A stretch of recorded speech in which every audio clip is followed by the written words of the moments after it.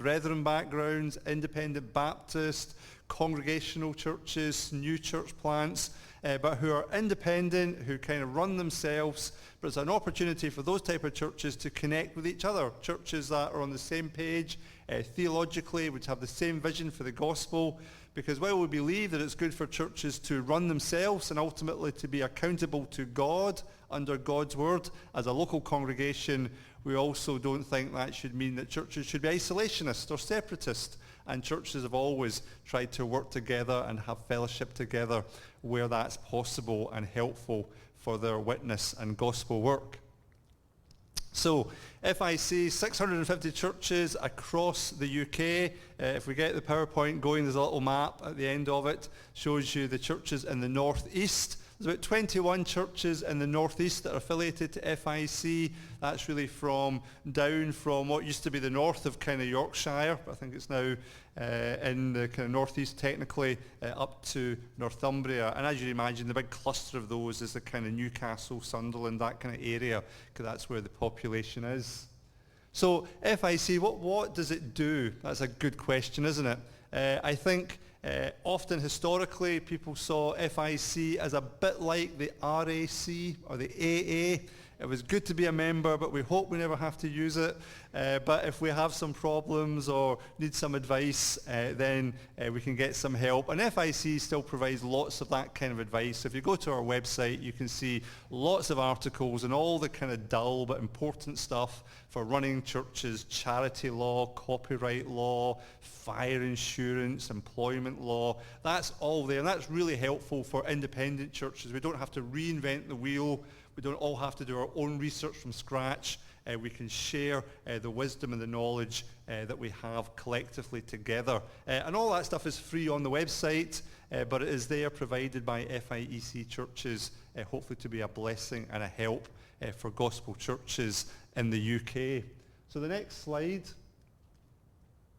What do we kind of do practically? Because we provide that kind of information, but we're not just a kind of service provider. We want to encourage churches in their gospel work. Our big kind of vision as a collective of churches together is to see the nation reached for Christ, for healthy local churches to be reaching their local communities. And if we can help churches to be those healthy lights in the community, then that serves the great cause of the gospel, which is ultimately the most important thing. It's important to say with FIEC that it's not a denomination in the sense that churches affiliate to it. That affiliation is renewed on an annual basis. So every year the church gets a form to say, do you still want to be part of FIEC? Do you still kind of agree with our statement of faith? If so, you re-sign, but there are no handcuffs. And of course, as independent churches can leave at any time. They're free to do so. That's absolutely right. We don't control FIEC churches. I've got no jurisdiction over them. I will help as I'm invited to help and can help. But ultimately, local churches run themselves. And all FIEC churches are registered charities in their own right, of course, with the Charity Commission. So we don't kind of run or control. We don't own property. We don't employ people in FIEC churches. But we are there to try and help them do their work. So what do we do? So just come back one. We try to help in various ways. We try to spread a vision for mission and provide resources. Actually, the next slide after that is about Passion for Life. You might have come across that. That's a ministry trying to kind of mobilize and equip local churches in evangelism and to reach their local areas. And FIEC actually give money towards Passion to Life to pay for their worker, Nick McQuaker, because he's doing exactly the kind of thing we would want to encourage FIEC churches to do. So rather than reinvent the wheel as such, we can support them, and then they can do their work with FIEC churches, and FIEC churches can plug into a Passion for Life in terms of their resources and also that vision they have, particularly coming to 2026, where they're looking to have a kind of big month of mission across the UK.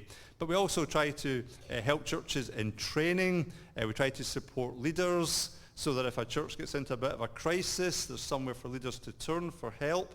And really what FIEC does, it kind of gives, I think, a kind of concrete expression to the kind of gospel vision that most local churches, evangelical churches, would have.